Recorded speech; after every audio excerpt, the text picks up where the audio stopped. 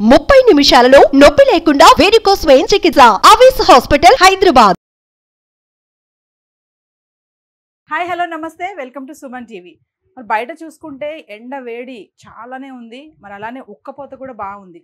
మరి ఒకవైపు ఏసీ లేని వాళ్ళందరూ కూడా ఏసీలు కొనుక్కుంటున్నారు. మరి ఏసీ ఉన్నవారు ఆల్రెడీ ఉన్నవాళ్ళు ఏమో దానికి పని పెడుతున్నారు. తర్వాత చూసుకుంటే పవర్ బిల్ సంగతి ఏంటి? ఏసీ వాడామా, మంచిగా చల్లగా ఉన్నామా అంటే కాదు, పవర్ బిల్ కూడా చాలానే వస్తుందని చాలా మందిలో అయితే ఆ భయం అనేది కనిపిస్తుంది.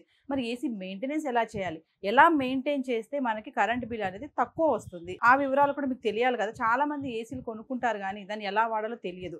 ఆ ఆన్ ఆఫ్ బటన్స్ కానీ, ఆ రిమోట్ కానీ, ఆ రిమోట్లో ఉన్నటువంటి ఆప్షన్స్ కానీ ఎలా యూజ్ చేయాలి, ఏది యూజ్ చేస్తే మనకి రూమ్ అంతా చల్లగా ఉంటుంది, బయట నుంచి ఒక్కసారి ఆ వేడి నుంచి ఇంటికి రాగానే మనం కూల్గా అవ్వాలి అనుకుంటే ఏసీని ఎందులో పెట్టుకోవాలి, ఏ టెంపరేచర్లో పెట్టుకుంటే మనం చల్లగా ఉంటుంది అనేది చాలా మందికి ఈ విషయాలు తెలియవు. మరి ఇవన్నీ కూడా తెలియచేయడానికి ఈరోజు నేనైతే మాస్టర్ శివమణి గారి దగ్గరికి వచ్చేసాను. మరి శివమణి గారితో మాట్లాడదాము. అసలు ఏసీ మెయింటెనెన్స్ ఎలా చేయాలి, ఎలా మెయింటైన్ చేస్తే పవర్ బిల్ అనేది తక్కువ వస్తుంది, అస్సలు కాదు తక్కువే, నేను చెప్పేది తక్కువ ఎలా వస్తుంది అనేది తెలుసుకుందాము. మరి శివమణి గారితో మాట్లాడదాము. ఈ వివరాలన్నీ కూడా మీకైతే నేను తెలియజేస్తాను. మరి ఇంకెందుకు ఆలస్యం. నమస్తే సార్. నమస్తే అండి. బాగున్నారు సార్? బాగున్నాండి సార్. మరి ఈరోజు మా కాన్సెప్ట్ వచ్చేసి బయట చూసుకుంటే ఎండ టెంపరేచర్ చాలా ఎక్కువే ఉంది, 40+ లోనే ఉంది మనకి. అలానే ఉక్కపోత కూడా బాగుంది. మరి ప్రతి ఒక్కరు కూలర్, ఏసీ ఇవన్నీ వాడుతూ ఉంటారు కదా. అసలు ఏసీ మెయింటెనెన్స్ అనేది ఎలా చేయాలంటారు? ఎలా మెయింటైన్ చేస్తే మనకి పవర్ బిల్ అనేది తక్కువ వస్తుంది అంటే ఏం చెప్తారు మీరు? దీని గురించి చెప్పుకోవాల్సిందంటే ఫస్ట్ సమ్మర్ రాకముందు ఏసీ ఒకసారి సర్వీసింగ్ చేసుకోవాలి ఫస్ట్ ఆఫ్ ఆల్. నెక్స్ట్ ఏంటంటే సమ్మర్ అయిన తర్వాత 1 టైం చేసుకోవాలి, బిఫోర్ చేసుకోవాలి. Before okay. 2 టైమ్స్ చేయడం వల్ల మనకి కరెంట్ బిల్ తగ్గిద్ది. రెండోది ఏంటంటే మనం పెట్టే సెట్ పాయింట్ కూడా ఒక లెక్క. మనకి ఇప్పుడు 8ని పెట్టి కరెంట్ బిల్ తగ్గదు మనకి. ఎందుకంటే కట్ ఆఫ్ ఉంటుంది మిషన్కి, 24 అవర్స్ రన్ అవుతూ ఉంటుంది. మనిషికి రెస్ట్ ఉండాలి. మనిషికి ఏ విధంగా రెస్ట్ ఉండాలో పని చేస్తే మిషన్ కూడా అదే విధంగా రెస్ట్ ఇచ్చినప్పుడు కరెంట్ బిల్ తగ్గిద్ది. మనం 1 ఇయర్ 1 అవర్ కనుక ఏసీ ఆన్ చేసినట్టయితే ½ అన్ అవర్ ఏసీ ఆఫ్లో ఉండాలి, బట్ కూలింగ్ కరెక్ట్గా ఉండాలి. కరెక్ట్ ఏంటంటే అప్పుడు కట్ ఆఫ్ కావాలి. అంటే మనం ఆఫ్ చేయం మిషన్ ఆఫ్ చేయడం ఆన్ చేయడం వల్ల కూడా కరెంట్ బిల్ వచ్చింది. అలా కాదు మనకు కావాల్సింది. మన కూలింగ్ కరెక్ట్ ఎంత పెట్టుకున్నామో అంత కూలింగ్ రావాలి. ప్లస్ దాంట్లో ఏంటంటే మనకు వచ్చే పాయింట్ కూడా కరెంట్ బిల్ తగ్గాలి. ఓకే. ఆ కాన్సెప్ట్ మీద సెట్ పాయింట్ కరెక్ట్ చూసుకోవాలి. నెక్స్ట్ కరెంటు వైరింగ్ పర్ఫెక్ట్ ఉండాలి. న్యూట్రల్ లేదనుకోండి కరెంట్ బిల్ ఆటోమేటిక్గా వచ్చేస్తుంది, పెరిగిపోతుంది. న్యూట్రల్ కూడా కంపల్సరీ కావాలి. న్యూట్రల్ లేని కారణంగా ఏసీలో కాలిపోతున్నాయి. కొన్ని ఏసీలు కాలిపోతాయి. కాలిపోయిందంటే ఏసీ నిన్న బాగుందండి ఇవాళ కాలిపోయింది అంటారు. కారణం ఏంటంటే న్యూట్రల్ కరెక్ట్గా ఉండదు. ఫేస్ న్యూట్రల్ కూడా ఎంత ముఖ్యమో, మనకి 2 చేతులు కాళ్ళు ఎలా ముఖ్యమో కంపల్సరీ ఫేస్ న్యూట్రల్ 3 కంపల్సరీ కావాలి. అప్పుడు మదర్ బోర్డ్ని మనం సపోర్ట్ చేయగలం. చాలా మంది ఏసీలు కొంటారంటే కూలర్ సరిపోదు, ఆ గాలి సరిపోవట్లేదు అని చెప్పేసి ఇంత వేడి తప్పించుకోవాలంటే ఏసీ ఖచ్చితంగా ఉండాలి. కానీ కొంతమంది మెయింటైన్ చేయడం రాదు ఏసీని. మీరు అన్నట్టుగా 18, 16లో పెట్టేస్తారు. చాలా మంది ఏంటంటే మరి 25, 26, 28 వరకు కూడా వెళ్తారు. అసలు మరి ఇంత వేడి నుంచి తట్టుకోవాలి అంటే మనము ఎంత టెంపరేచర్లో పెట్టుకోవాలంటారు? మనం మెయిన్ అంటే ఎంత పెట్టుకోవాలని కాదండి, మానవుడు ఆరోగ్యం ఏ విధంగా ఉంటే పెట్టుకోవాలనేది మెయిన్ కాన్సెప్ట్. దాని ప్రకారం మనం నడుచుకోవాలి. కానీ కూలింగ్ ఉంది కదా అని 16, 18 -5 కూడా పెట్టుకుని ఉపయోగం లేదు. దానివల్ల అంత ఉపయోగించుకుని బయట రాలేము, మనం ఏ పని చేయలేదు.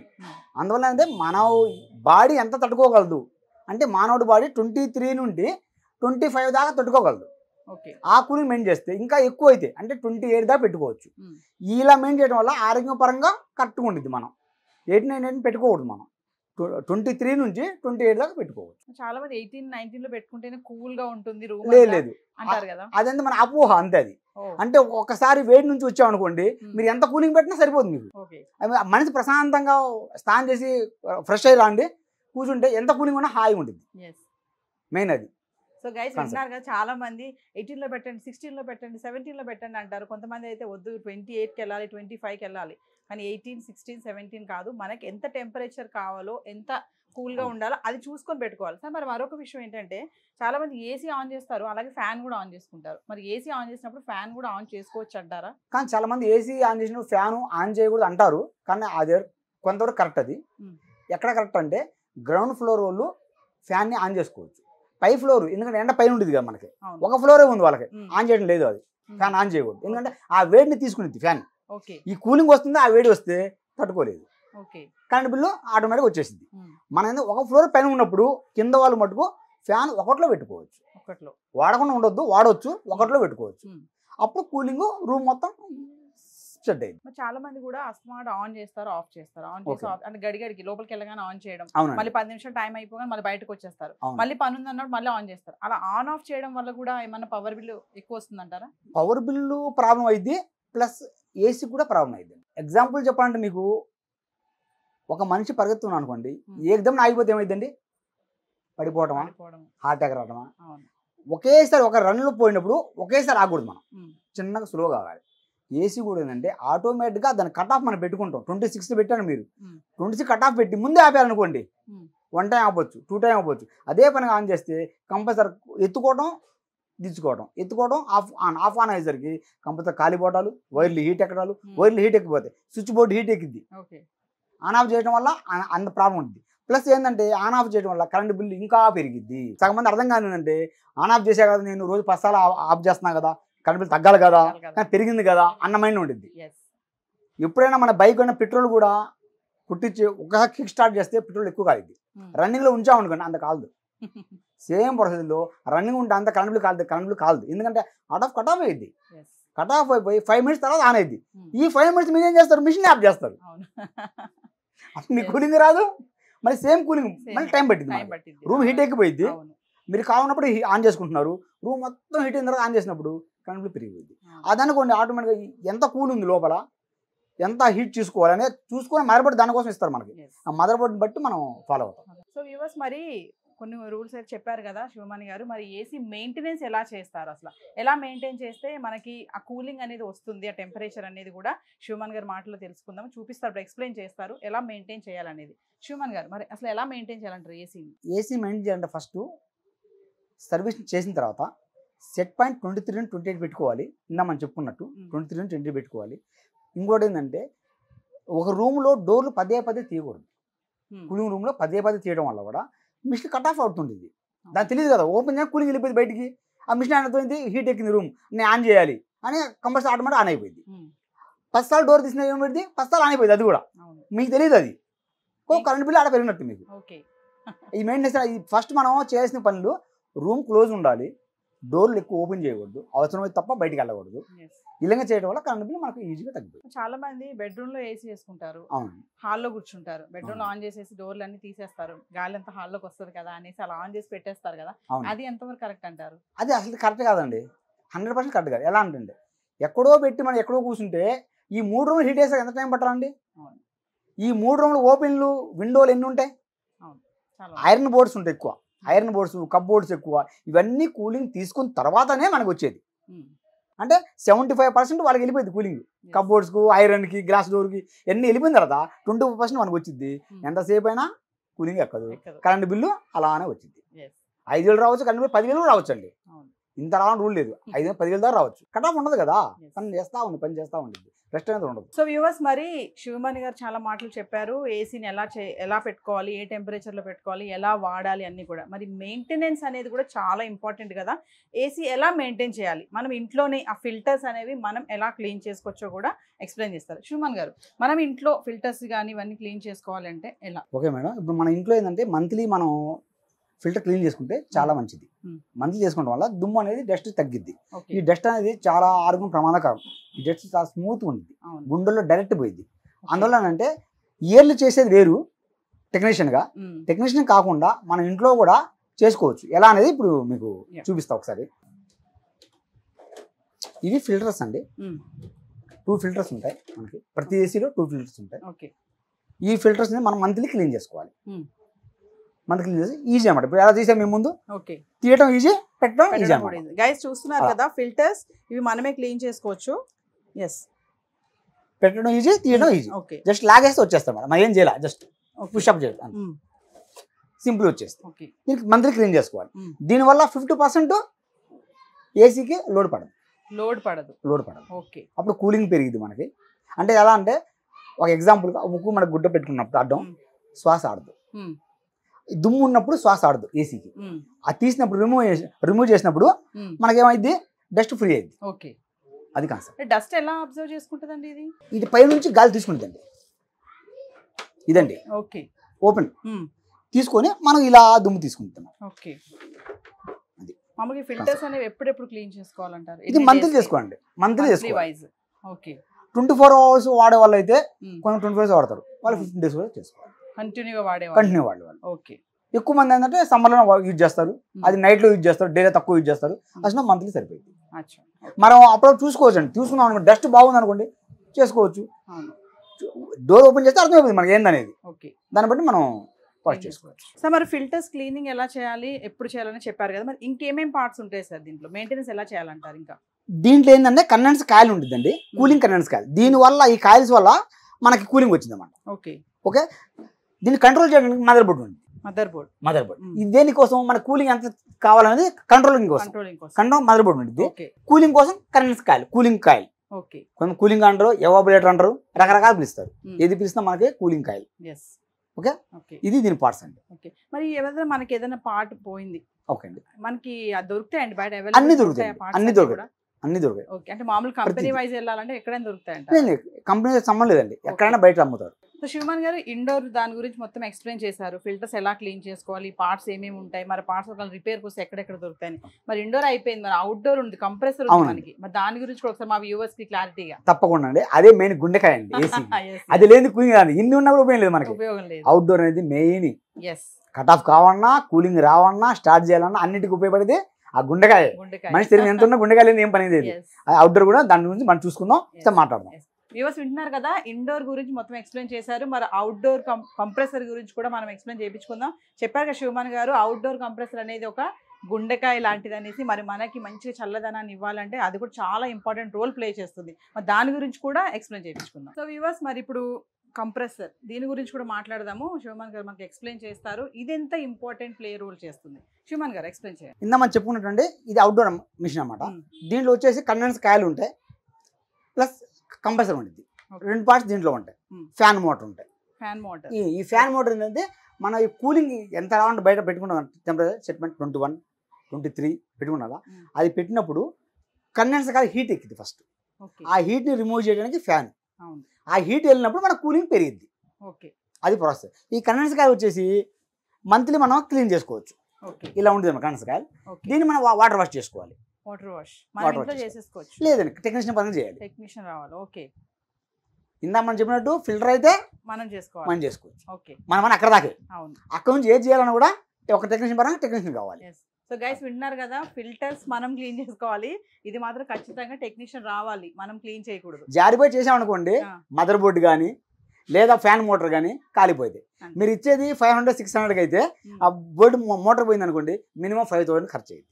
శివమాన్ గారు, మరి కరెంటు బిల్లు మనకి తక్కువ రావాలి, ఏసీ వాడాలి, చల్లగా ఉండాలి, గదంతా చల్లగా ఉండాలి, మనం కూడా చల్లని వాతావరణం ఉండాలి, ఈ వేడి నుంచి దూరంగా ఉండాలి, పవర్ బిల్లు కూడా తక్కువే రావాలి, ఆ టెన్షన్ ఉండకూడదు అంటే మరొక్కసారి మా వ్యూవర్స్కి ఎలా మెయింటైన్ చేస్తే ఏసీ అనేది మనకి పవర్ బిల్ అనేది తక్కువ వస్తుంది అంటే ఏం చెప్తారు?